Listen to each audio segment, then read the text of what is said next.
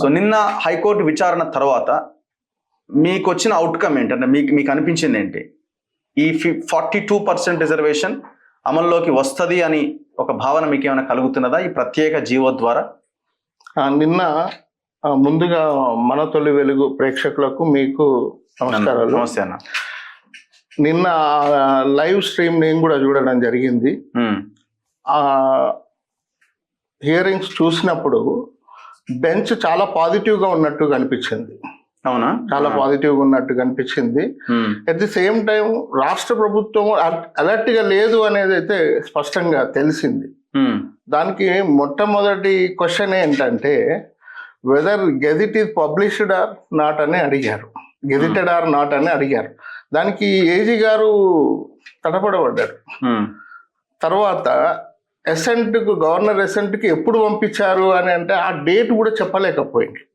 అంటే ఈ రెండు చూస్తే అంటే ఏజీ గారు అంటే రాష్ట్ర ప్రభుత్వం ఎంత ప్రిపేర్డ్గా ఉన్నది జీవో పైన అనేది మనకు అర్థమవుతుంది.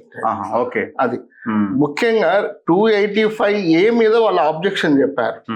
అది గవర్నర్ ఆమోదం పొందక ముందు మీరు ఎట్లా ఎన్హాన్స్ చేసిండ్రు అనేది ఒక టెక్నికల్ ప్రాబ్లం. ఇప్పుడు చట్ట సవరణ అంటే బిల్లు ఆమోదించి గవర్నర్ సంతకం పెడితేనే అది చట్ట సవరణ అవుతుంది, చట్టం అయినట్టు కంప్లీట్ అయినట్టు.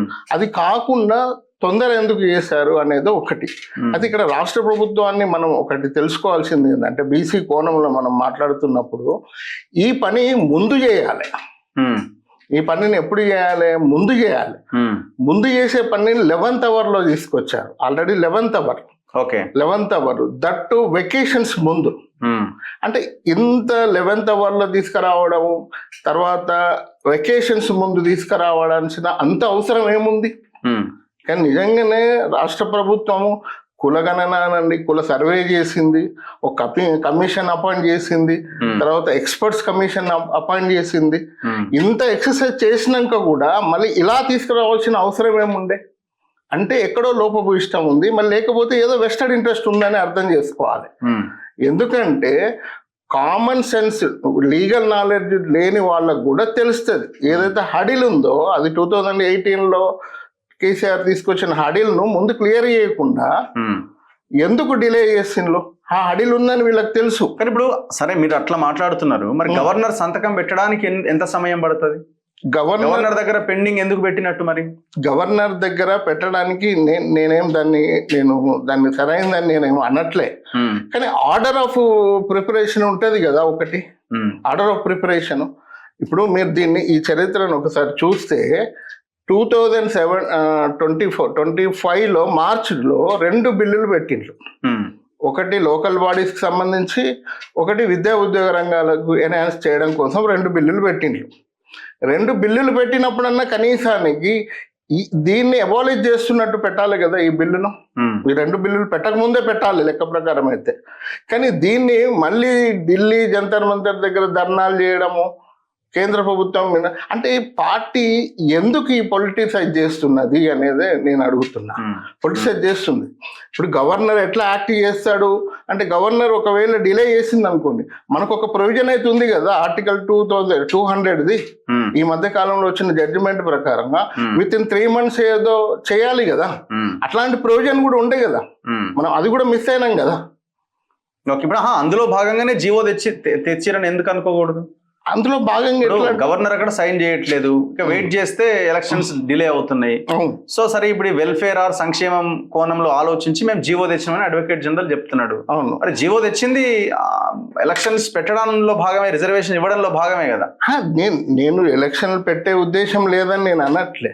ప్రొసీజరల్ మిస్టేక్స్ ఎందుకు చేస్తున్నారు అంటున్నా. ఓకే, ఇప్పుడు ఒక మిషనరీ ఉంటుంది కదా ప్రభుత్వం దగ్గర, లీగల్ ఎక్స్పర్ట్స్ ఉంటారు కదా, ఏ పని ముందు చేయాలి ఏ పని తర్వాత చేయాలనేది చెప్పగలగాలి కదా. అంటే ఎప్పుడు పొలిటిసైజ్ ఎందుకు చేస్తున్నారు మీరు? 2 బిల్లులు పెట్టిండ్రు, ఎప్పుడు మార్చ్ 2025లో పెట్టారు. అది పెట్టేదానికన్నా ముందే ఈ ముందు బిల్లు పెట్టేది ఉండే. ఈ బిల్లు అబాలిష్ చేయడం కోసం ఈ బిల్లు పెట్టేది ఉండే. కానీ దీన్ని ఏం చేసిండ్రు? ఆర్డినెన్స్ తెచ్చిండ్రు. ఇప్పుడు ఫస్ట్ విద్యా ఉద్యోగాల్లో reservation and local bodies reservation మీద 2 బిల్లులు తీసుకొచ్చారు. గవర్నర్ పంపారు, గవర్నర్ రాష్ట్రపతి పంపారు. అక్కడ పెండింగ్ లో ఉంది. అవును, అది 9th షెడ్యూల్లో పెట్టాలని గొడవ చేశారు. అంటే అది పర్ఫెక్ట్ ఇక అది చేస్తే అయిపోతుంది తమిళనాడు లాగా, ఇక దానికి మనం ఇక్కడ స్టేట్ లో ఇంకోటి చేయాల్సిన అక్కర్లేదన్న కోణంలో వాళ్ళ ఆ బిల్ 2 బిల్లులు తీసుకొచ్చారు. కేంద్రం మీద ఒత్తిడి తేవడానికి మేము ఒక ధర్నా పెట్టాము. అవును అవును, అది బీజేపీ చేయలేదు, మరి బీజేపీ చేయలేదు కాబట్టి మేము ఈ పని చేయాల్సి వచ్చింది.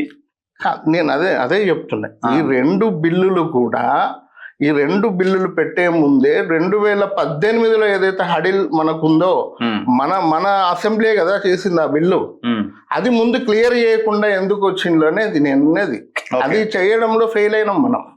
అది ప్రభుత్వం కానీ ఏదైనా కానివ్వండి, బీసీలు చెప్పలేకపోవడం కానీ, ముందు అది చేసుకొని 2 బిల్లులు పెట్టుకొని మీరు 9th షెడ్యూల్ కోసం కొట్లాడతారా, కేంద్రం మీద ఒత్తిడి తీసుకొస్తారా, అది మీ ఇష్టం. కానీ ముందు ఇది చేయాలి కదా. అయితే మీరు బిల్లులో ఒకటి ఉంటుంది, 9th షెడ్యూల్ లో పెట్టిన 285A సవరించాల్సిందే కదా. ముందు నువ్వే చెప్పినావు కదా. ఇప్పుడు ఇప్పుడు ముందు మన అసెంబ్లీ కదా ఒప్పుకున్నది. బిఫోర్ ఆర్డినెన్స్ తెచ్చారు కదా దేని మీద దీని మీదనే కదా. 2018 సవరిస్తూనే ఒక ఆర్డినెన్స్ తెచ్చి గవర్నర్ రాష్ట్రపతి పరిశీలనకు పంపిండు. నేనేమంటున్నా, ఇప్పుడు ఆర్డినెన్స్ తేవడానికి, బిల్లు తేవడానికి అసలు డైరెక్ట్ గా బిల్లే తేవచ్చు కదా. అసెంబ్లీలో బిల్లే తేవచ్చు కదా. అన్నిటికన్నా ముఖ్యమైనది ఇంకొకటి, మీరు అన్నట్టు ఈ 2 బిల్లులు తీసుకొచ్చారు కదా. ఈ 2 బిల్లులు తీసుకొచ్చినప్పుడు కూడా ఏం చెప్పారంటే, పాత ఒక బిల్లు ఒకటి ఉండే, మీకు 2018 ఒక బిల్లు ఉంటుంది. కేసీఆర్ కూడా సేమ్ ఇట్లనే చేసి విద్యా ఉద్యోగ రంగాలలో రిజర్వేషన్ 62% పెంచుతాను ఒక బిల్లు చేసిండు. అది కూడా ఆదివారం పూట ప్రత్యేక అసెంబ్లీని పెట్టి అప్పుడు కూడా ఒక బిల్లు పెట్టాడు. దాన్ని విత్డ్రా చేసుకుంటాను ఈ బిల్లులో ఉంటది. ఇదే బిల్ 3లో ఆ పాత బిల్లు LA నంబర్ 3 ఏదో ఉంటది, దాన్ని విత్డ్రా చేసుకుంటున్నామని అంటది. అంటే వీళ్ళకి స్పష్టంగా తెలుసు ఆ పాత బిల్లు 62% ఉంటుంది. అదేలేండి, నేను హైకోర్టుకి వెళ్తే హైకోర్టు కొట్టేసి సుప్రీంకోర్టుకి వెళ్ళారు. సుప్రీంకోర్టు వెళ్తే పిటిషన్ విత్డ్రా చేసుకోండి అని చెప్పింది కోర్టు. సో దాన్ని విత్డ్రా చేసుకున్నారు ఆ రోజు. అది కాదా? అది ఎలక్షన్ గురించి, అది లోకల్ బాడీ ఎలక్షన్ల గురించి. మీరు అన్నది విద్యా ఉద్యోగాల గురించి ఎన్హాన్స్ చేసిండ్రు.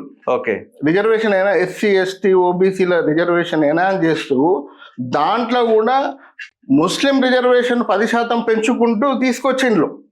దాంట్లో వాల్మీకి బోయలను, కాగిత లంబాడీలను కలుపుతూ STలో కలుపుతాం అనే ఒక జీవోలో అన్ని కలిపారు. 3 SC ST OBC 3 కలిపి ఒక బిల్ తీసుకొచ్చింది 62%. ఆ బిల్లును విత్డ్రా చేసుకుంటున్నామని ఈ బిల్లులో రాశారు. ఓకే, అంటే they are aware of this. అంత అవేర్నెస్ ఉన్నప్పుడు ఈ 2018లో తెచ్చిన ఈ బిల్లును ఎందుకు విత్డ్రా చేసుకోలేకపోయారు? అది కావాల్సి చేశారా, మరి వాళ్ళకు ప్రాపర్ గైడెన్స్ లేదా అనేది నాకు అర్థం కాదు. సరే, అది గైడెన్స్ లేదని అనుకుంటే మళ్ళీ అప్పుడు అసెంబ్లీ లేదు కదా అని ఆర్డినెన్స్ తెచ్చారు. అవును, ఆర్డినెన్స్ అయిన తర్వాత మళ్ళీ బిల్లు తీసుకొచ్చారు. అంటే ఎందుకు ఇంత కాలయాపన? మనకు March 17 నుండి ఇప్పటి వరకు ఎంత టైం ఉంది? మనకు దాదాపు 6 నెలల టైం ఉండే. ఒకవేళ కనుక అప్పుడే కనుక చేసి ఉంటే ఈ టెక్నికల్ ప్రాబ్లం రాకపోయేది కదా.